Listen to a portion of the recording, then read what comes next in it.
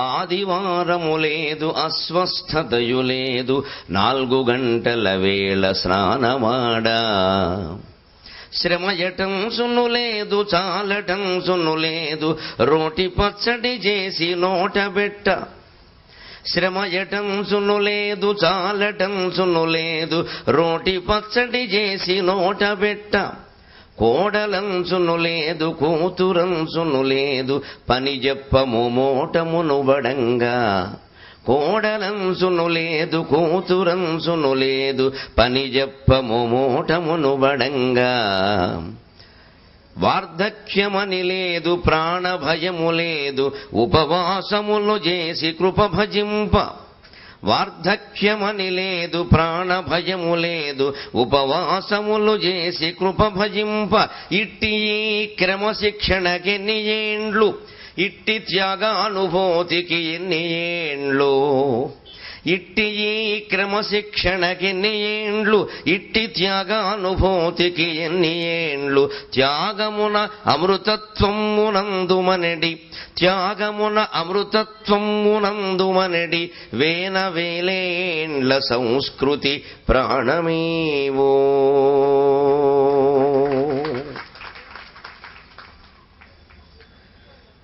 భారతీయ సంస్కృతికి ప్రతీకగా ఉంటారు ఈ దేశంలో మాతృమూర్తులందరూ ప్రత్యేకించి.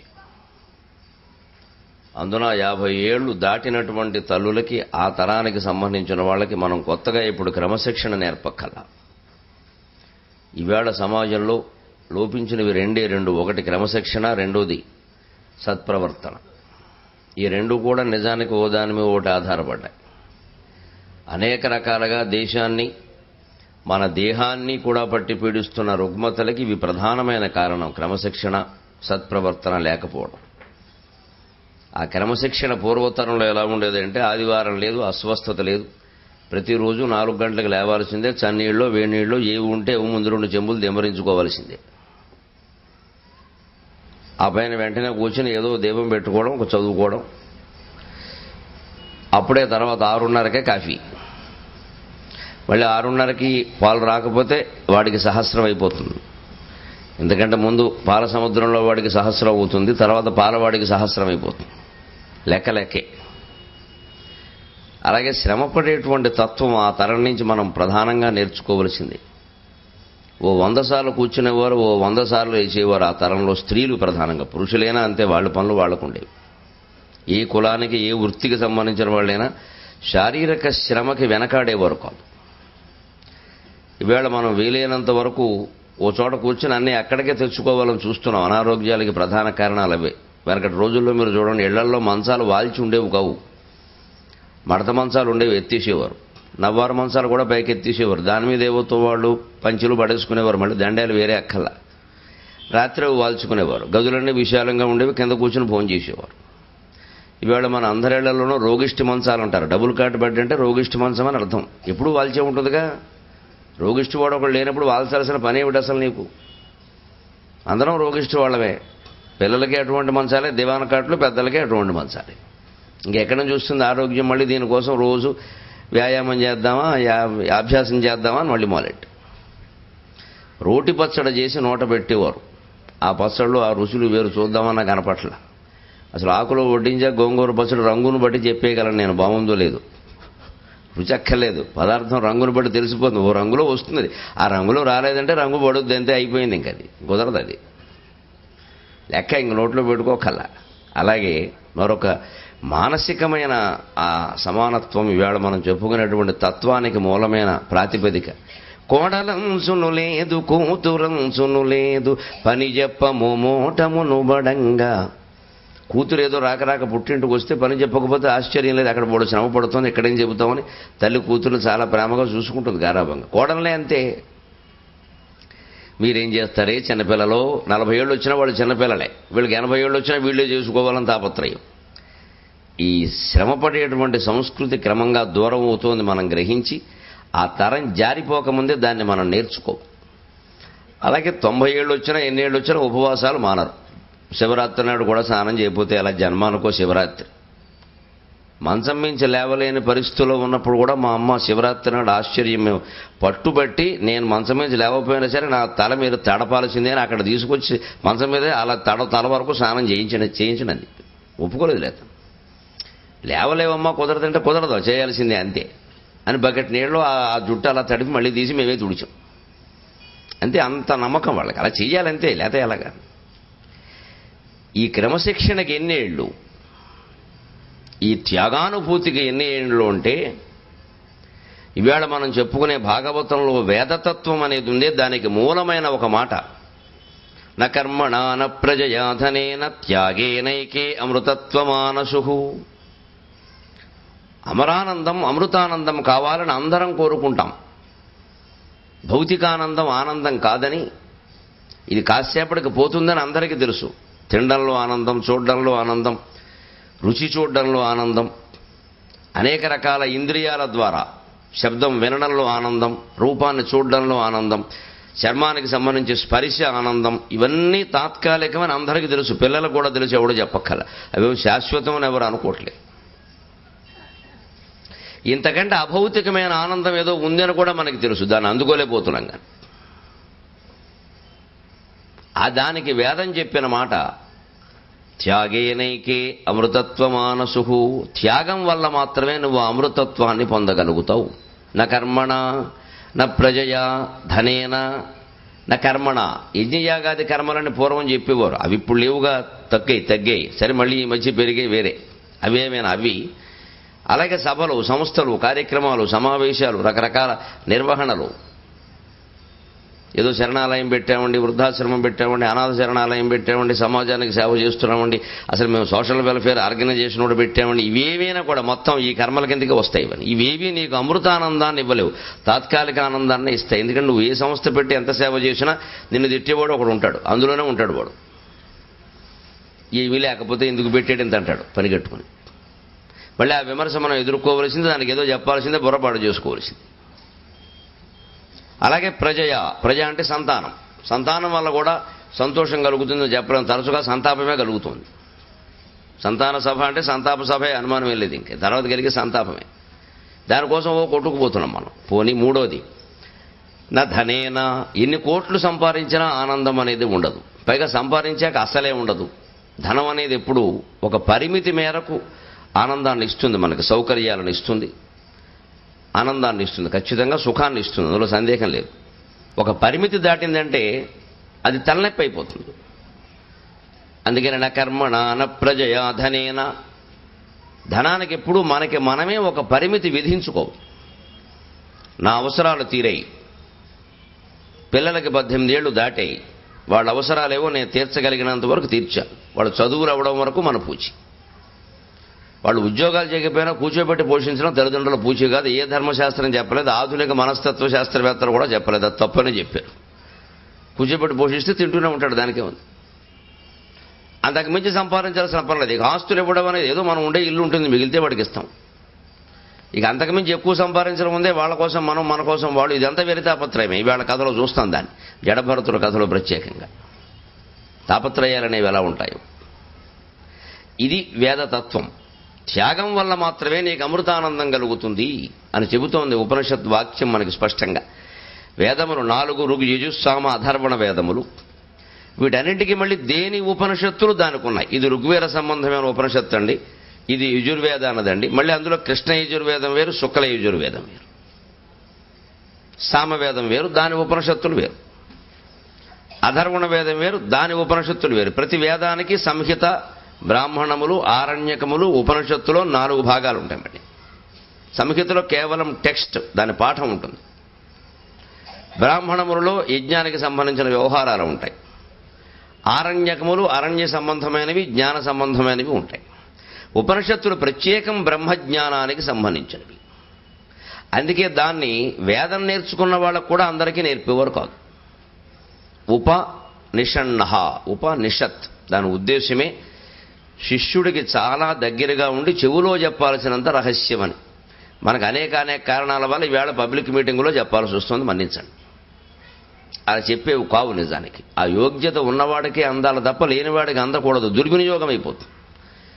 కానీ ఈవేళ ఏ దాని ప్రస్తావించినా మాకెందుకు ఇవ్వరు అనేది తయారైంది. మనకు యోగ్యత ఉందా అనే ఆలోచన లేదు. బ్రాహ్మణుల్లోనే వేదం చదువుకున్న వాళ్ళందరికీ వేదాంతం చెప్పేవారు కాదు. వేద అంతభాగం అంటే ఉపనిషత్తు అందరికీ చెప్పరు. శిష్యులలో ఆయన స్వాధ్యాయం అంటారు, ఆయన శాఖ వేదం ఆయనకి గురువు గారు చెప్పడం పూర్తయ్యాక అతని ప్రవృత్తిని బట్టి అతనికి భక్తి జ్ఞాన వైరాగ్యాలు ఉన్నాయి అరుగుడంటే వేదాంతం చెప్పేవాడు. లేకపోతే ఏం చెప్పేవాడు తెలుసా? స్నాతకం అని చేసేవారు అప్పట్లో. స్నాతకం అంటే కాన్వకేషన్, ఇప్పటికీ యూనివర్సిటీలో చేస్తారు, స్నాతకోత్సవం పెడతారు. స్నాతకం అంటే పెళ్లికి ముందు చేసేది కదా, మన కర్మకాలు దాన్ని పెళ్లికి ముందు పెట్టారు పట్టుకొచ్చి. అది ఆచారం అప్పటిది కాదు. స్నాతకం చదువు అయిపోయాక చేయాల్సిన పని. పెళ్లికి దానికి ఎటువంటి సంబంధం లేదు. కావాలంటే మీరు లెక్క కూడా చూసుకుని, వాడేమో ఓ పిలక పెట్టుకుని ఓ గొడుగేసుకుని 2 దుంపలు చిలకడ దుంపలు వేసుకుని కాశీయాత్ర పోయేవాడికి పెళ్లి ఏమిటండి? అర్థం ఉందా? అసలు ఆచారాన్ని మనం అలా మార్చి పారేసాం అంతే. అది ఎప్పుడు జరగాలంటే విద్య పూర్తయ్యాక జరుగుతుంది. విద్య పూర్తయ్యాక గురువు గొప్పగా విద్య చెప్పాడు, ఈయనకి అంటింది కాబట్టి ఈయన యాత్రకు బయలుదేరతాడు. యాత్రకు బయలుదేరి దేశమంతా తిరిగితే కానీ వ్యవహార జ్ఞానం రాదు మనిషికి. దేశం తిరిగి చూడు, కోశం తీసి చూడు అన్నారు సామెత. కోశం అంటే పుస్తకం, కోశం తీసి చూడు, పుస్తకం చదువు, బోళ్ళ విషయాలు తెలుస్తాయి. అయినా నీకు తెలిసిన సంతోషించక. ఇప్పుడు పిల్లలతో ఇబ్బంది అయితే చాలా మందికి బుక్కిష్ నాలెడ్జ్ ఉంది, ప్రపంచ జ్ఞానం లేదు. ఎందుకంటే వీళ్ళని ఎక్కడికైనా విహారయాత్రకు తీసుకెడితే అసలు అక్కడ ఏమైనా నేర్పితే కదా. ఏదో రిలీఫ్ అంటున్నారు, రిలీఫ్ కోసం కాదు, ఇది జ్ఞానం కోసం. 4 చోట్ల తిరిగితే మధ్యలో పరసు పోతే ఆ డబ్బులు ఎలా తిరిగి రావడానికి సంపాదించుకుంటే లోకజ్ఞానం బాగా అలవాటు అవుతుంది. ఇంటికి తిరిగి వచ్చామంటే యు ఆర్ ఏ హీరో. ఇంకా అనుమానమే ఉంది. జేబులో డబ్బులు లేకుండా వాడిని అడుగు వీడిని అడుగు మొత్తం మీద ఏదో చేసో ఓ 100 రూపాయలు సంపాదించుకుని ఇంటికి వచ్చామంటే లౌక్యం బోళ్ళు అలవాటైంది నీకు. ఇది దేశాటన వల్ల ప్రయోజనం. అందుకని ఖచ్చితంగా శిష్యుల్ని దేశాటనానికి పంపించేవారు. ఆ పంపించినప్పుడు ఏదో ప్రతి ఊరు పెడతాడు కదా. ఇప్పట్లాగా లాడ్జింగ్లు, బస్ స్టాండ్లు, రైళ్లు లేవుగా. అరణ్యయాత్ర చేయడమే, అరణ్య మార్గమే. వెళ్ళి ఆ ఊళ్ళో ఈ ఊళ్ళో పొద్దుగూకేసరికి ఏదో ఊళ్ళో ఆగుతారు. మరి అరణ్య మధ్యంలో ఆగరు కదా. ఎవరో ఇంటి దగ్గర ప్రతి వాళ్ళు ఆతిథ్యం ఇచ్చేవారు. అతిథి అంటే అతిథి దేవో భవ. తల్లి తర్వాత, తండ్రి తర్వాత, గురువు తర్వాత ఇంటికి వచ్చిన అతిథి గెస్ట్ని దేవుడితో సమానంగా భావించిన జాతి ఏదైనా ఉంటే భారత జాతి ఒక్కటే. అతిథికి అంత ప్రాధాన్యం ఇచ్చాము. అలా భావించేవారు కాబట్టి ఆ ఇంటి గృహస్థు ఈయనకి ఏదో మర్యాదలు చేసి, బాబు నువ్వు ఉన్నంతకాలం ఉండవయ్యా అని ఏదో అనేవాడు. ఆ ఉన్నప్పుడు ఇతని ప్రవర్తన నచ్చి ఇతను కాశీయాత్రకు బయలుదేరాడు అనమాట. యాత్ర అంటే అది. అందుకే లోపల మీరు ఆ వేసేవి చూడండి, బెండకాయలు వంకాయలు వేరు, చిలకడ దుంపలు బంగాళదుంపలు వేస్తారు. ఎందుకు? నిలవ ఉండే సామాను వెయ్యాలి. రైల్వేలో భోజనం మనకేం పెడతాడు? అపరిచితుడు సినిమాలో ఏం చూపించాడు? 6 నెలల క్రితం బంగాళదుంపలు పెడతాడు అంతే రైల్వే భోజనం. లేకపోతే నీకు తాజా బెండకాయలు రైల్లో ఎక్కడి నుంచి వస్తాయి? ఆ రైలు వేగంలోనూ ఓ 100 కేజీలు బంగాళదుంపలు అందులో బారేస్తారు. నువ్వు ఎప్పుడు అడిగినా అవే పెడతారు, నీకు అనుమానం ఏం లేదు. అంచేది రైల్వే భోజనం అంటే అది ఏదో పూర్వాంది, క్రీస్తు పూర్వం భోజనం అనుకుంది ఎండమైక మాట్లాడకూడదు. అలాగే కాశీయాత్రకు వెళ్ళేవాడికి తాజా ఇస్తే పాడైపోతాయి. ఎందుకంటే దుంపలు బారేస్తారు అందులో. దుంపలు, బెల్లం ముక్క, కంద ముక్క, దుంప, పెండలం ఇవన్నీ గట్టిగా ఉంటాయి, నిలవ ఉంటాయి. ఏదో అత్యవసరమైతే తింటాడు. అలాగే ఆ యాత్ర, దాని కాశీయాత్ర అంటే అతనికి వైరాగ్యం కలిగి, భక్తి జ్ఞాన వైరాగ్యాలు కలిగి, ఈ వేద జ్ఞానం కారణంగా ఇక నాకు పెళ్లి వద్దు అన్న పద్ధతిలో యాత్ర చేసే పద్ధతిలో పెడతాడు. అందుకే దాన్ని కాశీయాత్ర అంటారు. ఆ వెడుతూ ఉంటే రకరకాల గృహస్థుల ఇళ్ల దగ్గర ఆగుతాడు ఈ బ్రహ్మచారి యాత్రలో. రాత్రి అయ్యాక ఎక్కడో ఒకటి ఆగాలి కదా. ఆగినప్పుడు ఆ గృహస్థు ఇతనితో మాట్లాడతాడు కాసేపు. మాట్లాడినప్పుడు ఇతను పాండిత్యం వ్యక్తం అవుతుంది. ఏం చదువుకున్నావు నాయన, ఏ శాఖ, ఏ వేద, ఏదో పనస అందుకో కాస్త అందుకుంటాడు. ఇది మరి ఖాళీగా కూర్చొని భోజనం పెట్టించోడు ఏదో ఒకటి చెప్పాలి కదా. అలాగే అప్పుడు అతని పాండిత్యానికి, వ్యక్తిత్వానికి సంతోషించి ఈ గృహస్థు నేను నీకు పిల్లనిస్తానంటాడు. అందువల్ల వివాహానికి ముందు పెట్టేశారు దీన్ని పట్టుకొచ్చి. ఆ పిల్లనిస్తానని గృహస్థు నేరుగా అనకూడదు. ఎందుకంటే ఈయన 60 ఏళ్ళు, వాడికి 20 ఏళ్ళు. వాడు కాదంటే ఈయనకు అవమానం. మా పిల్లనిస్తానని చెబితే 20 ఏళ్ళు వాడు పోవయ్యాన్ని చేసుకోనంటే అవమానం. అందుకని పెద్ద బావ మరిచేది అడిగిస్తారు గడ్డం కింద బొల్ల మొక్కెట్టి. అది విషయం. వాడి వయస్సు వాడే అడిగాడు కాబట్టి కాదన్నా ఇబ్బంది లేదు. ఆ వయస్సు వాడేగా, ఇబ్బంది ఏముంది? కుర్రాడు ఏదో అంటే ఇబ్బంది లేదు, కుర్రాడు పెద్దాడంటే ఇబ్బంది కదా. అందుకని పెద్ద కొడుకును పంపించి ముందు ఒరే అక్కయ్యని ఇస్తానని చెప్పరా ఏమంటాడు. ఆయన కాస్త అప్పటికే అమ్మాయి వడ్డిస్తూ ఉంటేనో ఏదో చూశాడుగా, మనిషిని చూడకుండా లేడుగా. అందుకని కాస్త ఏమైనా సరదా పడితే చేసుకుంటానండి అంటే అప్పుడు ఈ తండ్రి వచ్చి నాయన మీ ఇల్లు ఎక్కడ, మీ అప్పుడు అడుగుతాడండి. మగపిల్లి వారి చిరునామా అప్పుడు అడిగింది. అప్పుడు వాళ్ళ నాన్నగారు కబురు చేస్తాడు. రామచంద్రమూర్తి వివాహం కూడా ఇలాగే జరిగింది. నిర్ణయం అయ్యాక, నిశ్చయం అయ్యాక దశరథుడు కబురు చేశాడు. అందుకే ఇప్పటికీ క్షత్రియ కులంలో ఆచారం అంతే. మగపెళ్లి వారు సాధారణంగా అందరూ పెళ్లికి వెళ్ళరు, మగాళ్ళే పెడతారు, ఆడాళ్ళు వెళ్ళరు. రాజుల్లో ఉంది ఆచారం. అప్పటికి ఆడాళ్ళు వెళ్ళరు, మగాళ్ళే పెడతారు. ఇలాంటి పద్ధతులు ఉన్నాయి, అది రఘుకులం నుంచి వస్తుంది. ఇది స్నాతకం విషయం. అప్పుడు ఇలా వివాహంలో పడిపోయిన వాడు గొడవలేదు, లేనివాడికి ఉపనిషత్తులు చెప్పేవారు. నాకు వద్దండి, నాకు వైరాగ్యం కావాలి, నేను ఈ సంసారం అనేదంటూ నేను దిగదలుచుకోవాలా అని ఇలాగే నేను నా చెప్పుకున్న సనక సనందనాథుల్లాగా లేదా కర్దమ ప్రజాపతిలాగా ఉంటే గట్టిగా ఆయనకు ఉపనిషత్తులు చెప్పేవారు. ఆ ఉపనిషత్ జ్ఞానమే ఇది. న కర్మణాన ప్రజయాధనేన త్యాగేనైకే అమృతత్వమానసు. కాబట్టి త్యాగం వలనే అమృతానందం కలుగుతుంది. కాబట్టి మనిషి ఆ అమృతానందం కోసం ప్రయత్నం చేయడమే ఉపనిషత్ జ్ఞానానికి ఫలితం. అటువంటి ఉపనిషత్తులు ప్రతి వేదానికి ఉంటాయి. ఈ వేదాంత విజ్ఞానం సమస్తానికి 4 వేదాలకి కూడా సారభూతంగా 4 మహావాక్యాలు చెప్పారు. ప్రజ్ఞానం బ్రహ్మ, అహం బ్రహ్మాస్మి, తత్వమసి, అయమాత్మా బ్రహ్మ. ఈ 4 వాక్యాలు 4 వేదాల నుంచి సారభూతంగా తీశారు. ఎస్సెన్స్ అంటారు ఇంగ్లీషులో. దాని సారం అన్నమాట. ఆ వేదాన్ని పిండి ఆ సారాన్ని బయటికి తీశారు. ఋగ్వేదం మొత్తం యొక్క సారాంశంగా ప్రజ్ఞానం బ్రహ్మ అనే వాక్యాన్ని తీశారు. యజుర్వేదం మొత్తం యొక్క సారాంశంగా అహం బ్రహ్మాస్మి అనే వాక్యం తీశారు. అది అందులో ఆ వాక్యం, దాన్ని దీనికి సారం అన్నారు. సామవేదం మొత్తానికి సారాంశంగా తత్వమసి అనే వాక్యం తీశారు. తత్వం అసి, అది నువ్వే అవుతున్నావు, అదంటే ఆ పరమాత్మ. అయం ఆత్మ అబ్రహ్మ 4వ వాక్యం అధర్వణ వేదం నుంచి తీశారు. అయం ఆత్మ బ్రహ్మ, ఈ శరీరంలో ఉన్న ఈ జీవుడు అని అంటున్నావు, నువ్వు ఆత్మ, అదే పరమాత్మ, వేరే ఎవరు లేరు. మొత్తం మీద 4 యొక్క సారాంశం అనుబంధం మనం చూస్తే ప్రజ్ఞానం బ్రహ్మ, గుణాతీతమైన జ్ఞానాన్ని ముందు సంపాదించే ప్రయత్నం చేయి. ప్రజ్ఞానం అంటే గుణాతీతమైన జ్ఞానం. గుణాతీతమైన జ్ఞానాన్ని ముందు పొందే ప్రయత్నం చేయి. తరువాత అప్పటికి క్రమంగా నువ్వు సాధన చేస్తే అయమాత్మ బ్రహ్మ అనే విషయం అర్థమవుతుంది. ఈ శరీరంలో ఉన్న జీవాత్మయే పరబ్రహ్మ, జీవుడికి దేవుడికి భేదం లేదు.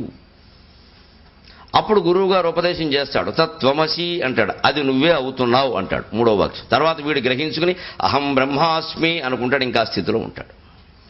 దీన్నే భగవద్గీతలో స్థితప్రజ్ఞ అన్నాడు. స్థితప్రజ్ఞ లక్షణములను 2వ అధ్యాయంలో సాంఖ్యయోగంలో వస్తుంది. 20-30 లక్షణాలు చెబుతారు. స్థితప్రజ్ఞ అంటే శంకరాచార్యులు వారు భగవద్గీతకి రాసిన భాష్యంలో చాలా స్పష్టంగా చెబుతారు. స్థిత ప్రజ్ఞ. ఏమిటి ప్రజ్ఞ అంటే అహం బ్రహ్మ ఇది ప్రజ్ఞ యస్య సహా స్థితప్రజ్ఞ. నేను పరమాత్మనే అనేటువంటి జ్ఞానం ఎవరికైతే ఉందో వాడే స్థితప్రజ్ఞుడు. ఇవి ఎద్దులా ముద్దులా పలకన వాళ్ళు అందరూ స్థితప్రజ్ఞులు కాదు. రాగద్వేషాలకు అతీతంగా ఉండేవాళ్లే స్థితప్రజ్ఞులు. ఆ జ్ఞానానికి నువ్వు చేరుకుంటే అహం బ్రహ్మాస్మి అనేది చివరి మాట. అందుకే యజుర్వేదాన్ని వేదాలు 4 అత్యుత్తమమైనదిగా చెబుతారు. ఎందుకంటే మనిషి చేరుకోవలసిన చివరి స్థితికి సంబంధించిన వాక్యం ఉందే అహం బ్రహ్మాస్మి, అది అందులో ఉంది. అందుకని వేదాలు 4 కూడా మళ్ళీ ఏది అత్యుత్తమం అంటే తత్రాపియాజు శ్రీశాఖ అపైదీక్షితులు గారు స్వయంగా చెప్పిన మాట. ఆంధ్రత్వమ ఆంధ్ర భాషాచాన అల్పస్య తపసఫలం తత్రాపి యాజుషీశాఖ. అది కూడా యజుశాఖను అధ్యయనం చేయడం ఉందే. ఇంతకంటే పుణ్యం ఇంకోట్లేదు. 1,000,000 జన్మల పుణ్యం చేస్తే గాని ఆ గోదావరి తీరంలో పుట్టరు, తెలుగువాడుగా పుట్టడు, అందులోనూ యజుర్వేదాన్ని అధ్యయనం చేసేవాడి కింద అసలే పుట్టడు అన్నాడు. ఊరికే మనం ఇవాళ ఏమిటంటే మరీ బాగుండదని 2 చెవులు పట్టుకుని కృష్ణ యజుర్వేద శాఖాధ్యాయి అంటున్నాం. అంతే. ఊరికే 2 చెవులు అధ్యాయమే, శాఖ ఏం లేదు ఇక్కడ. కాలక్షేపం కోసం చెప్పుకునే మాట. సరే, అనగా ఎప్పటికైనా యోగం కలగచ్చు. ఇందులో చూద్దాం మనం. మొదటిది ప్రజ్ఞానం బ్రహ్మ. ఈ 4 వాక్యాల యొక్క సారాంశాన్ని 4 రకాల కథల రూపంలో బొమ్మెరపోతను మనకు అందించాం. మొదటిది ఋగ్వేద సారాంశమైన ప్రజ్ఞానం బ్రహ్మ. జ్ఞానము అంటే మామూలుగా తెలివి అని అర్థం. జ్ఞానం లేదా అంటూ ఉంటాం కూడా. ఈ జ్ఞానం లేదా అన్నప్పుడు ఉండే జ్ఞానం మామూలు తెలివి, కామన్ సెన్స్ అంటామే ఇంగ్లీష్లో. దాన్ని అక్కడ మనం అంతేగాని ప్రజ్ఞానంలో జ్ఞానంగా దీనికంత సీన్ లేదు నిజానికి. మామూలుగా జ్ఞానం లేదా బుద్ధి లేదా అంటే లోకానికి సంబంధించిన జ్ఞానం ఒకటి ఉంటుంది కదా, ఓ పద్ధతి. అది లేకపోతే అంటాం అలా.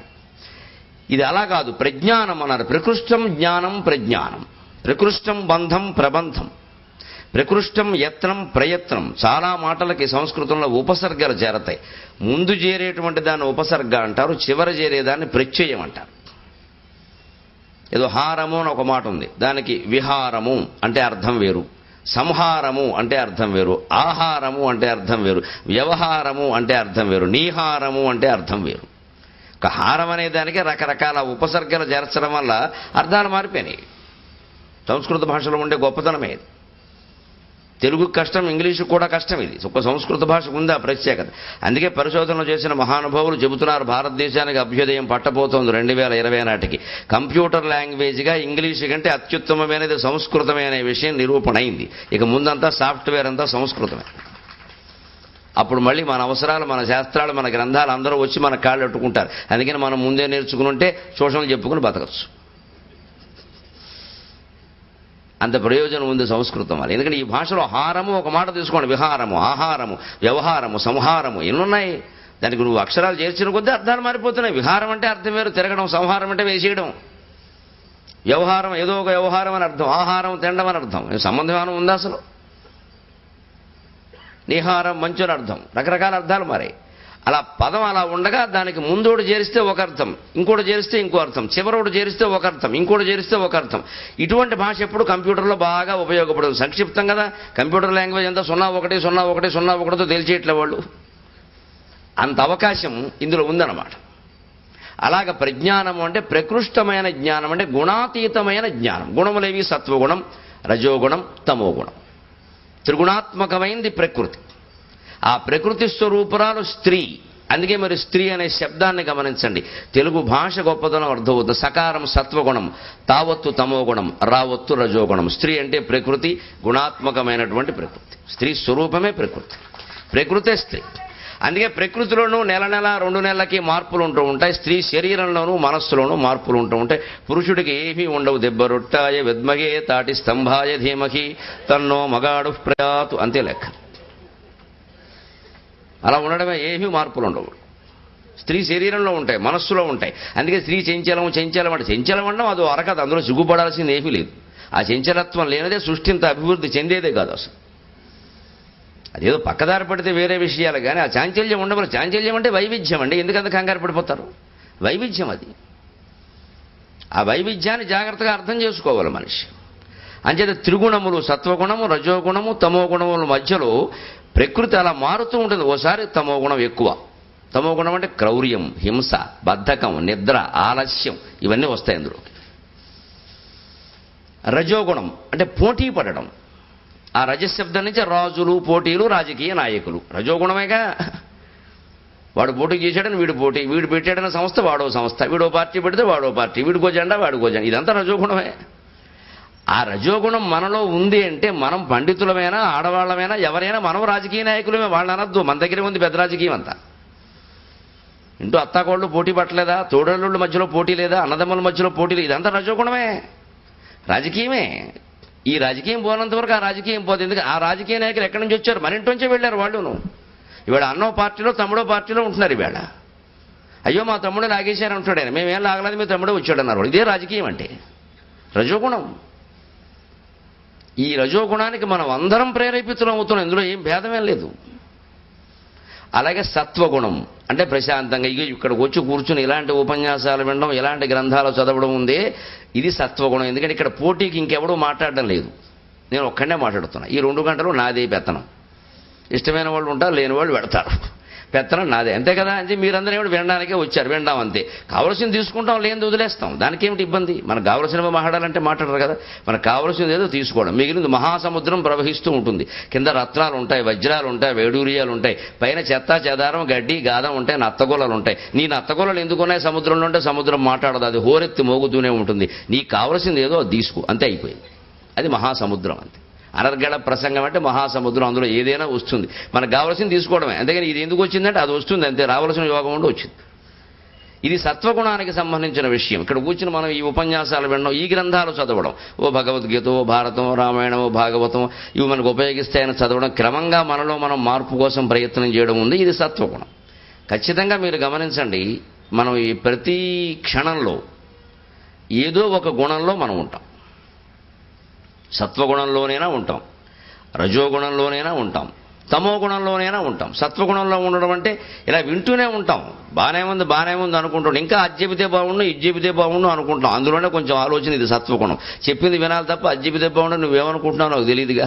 నేను అనుకున్నదే నేను చెబుతా, నేను అనుకున్నదే నేను అన్నీ చెప్పలేను. ఒక్కోసారి అయిపోయిన తర్వాత అవి చెబుదాం అనుకున్నాం, చెప్పలేకపోయామే అనుకుంటాం. అవి ఏది అనవసరంగా చెప్పేమే అనుకుంటాం. అవన్నీ జాగ్రత్తలే. మళ్ళీ అంటే కూర్చుని వింటూ కూడా మనం వేరే ఆలోచనలకు వెళ్ళడం ఉంది. ఇది పెద్ద ప్రమాదకరమైనది ఏం కాదు, కానీ సత్వగుణానికి సంబంధించిన విషయం. అలాగే ఇంకా జరిగితే బాగుండు, 7 రోజులు అయితే అలాగే 70 రోజులు పెడితే బాగుండు, ఇలాగే మొత్తం రామాయణం అంతా చెబితే బాగుండు, ఇన్ని అయితే బాగుంటాయి, ఎప్పటికి సరిపోతుంది?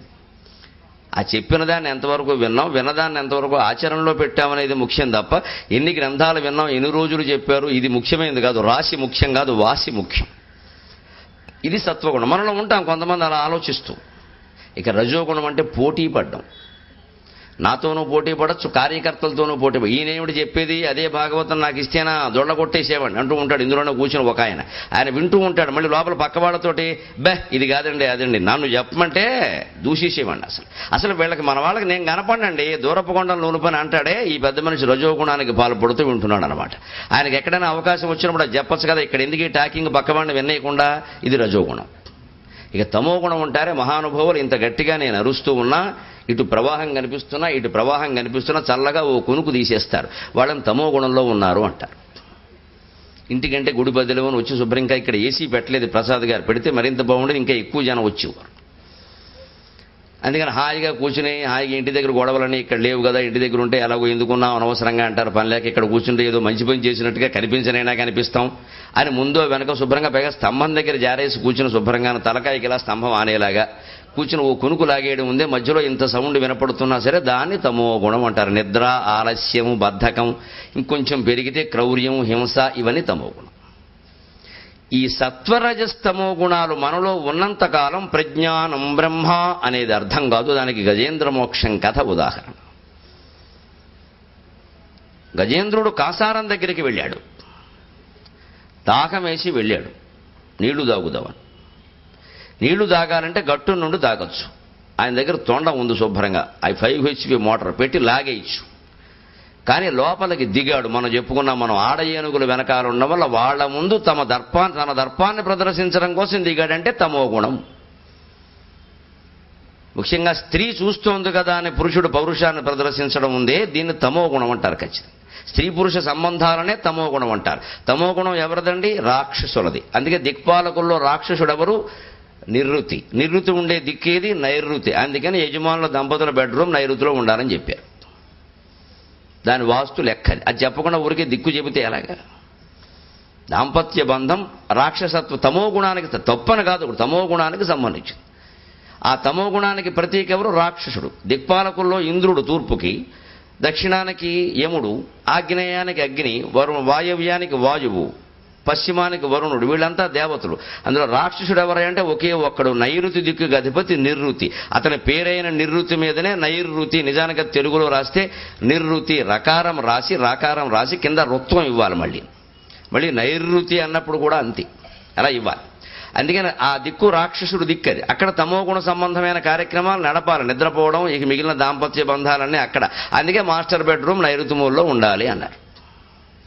దాని వెనకాల ఉద్దేశాలు ఇవి, అంతకంటే ఏం లేదు. అది చెబితే అలాగే ఏర్పాటు చేసుకుంటారు. దానికి ఏముంది? ఇది చెప్పకుండా ఊరికే సెంటిమెంట్ ఒకటి మనసులో బారేస్తే పొరపాటు నైరుతిలో లేకపోతే చూస్తున్నారు, ఇంకా ఏమైపోతుందో ఏం అవ్వదు. దానికి అక్కడ పెట్టమని చెప్పారు, నీకు వీలు కాదు ఇంకో చోట పెట్టుకో. అపార్ట్మెంట్ వచ్చి మొత్తం డిపార్ట్మెంట్ మీద డిపార్ట్మెంట్ కట్టాక అందరికీ ఆగ్నేయం వంటశాలంటే ఎక్కడ కుదురుతుంది? అందుకని ఈ మాయల్లో పడక్కర్లేదు. దీని వెనకాల ఉద్దేశం ఇది. లేకపోతే ఇంకో నువ్వు సర్దుబాటు చేసుకో, ప్రమాదం ఏమీ లేదు, దానివల్ల చెడ్డ జరగదు. అనవసరంగా భయం పెంచుకోకండి. అది కూడా ఎక్కువైపోయారు బాగా. జాతకాలు, వాస్తు ఎవడ పడితే వాడు చెప్పడమే. ఇక వాస్తు విపరీతంగా వస్తుంది అసలు. ఇందులో ఉద్దేశం ఇది. అందుకని తమో గుణం రాక్షస సంబంధం. సరిగ్గా గజేంద్రుడు తమో గుణానికి లోనయ్యాడు కాబట్టే సరస్సులో దిగి నీళ్లు దాగి బయటికి రాకుండా అదంతా కెలికినం చేశాడు.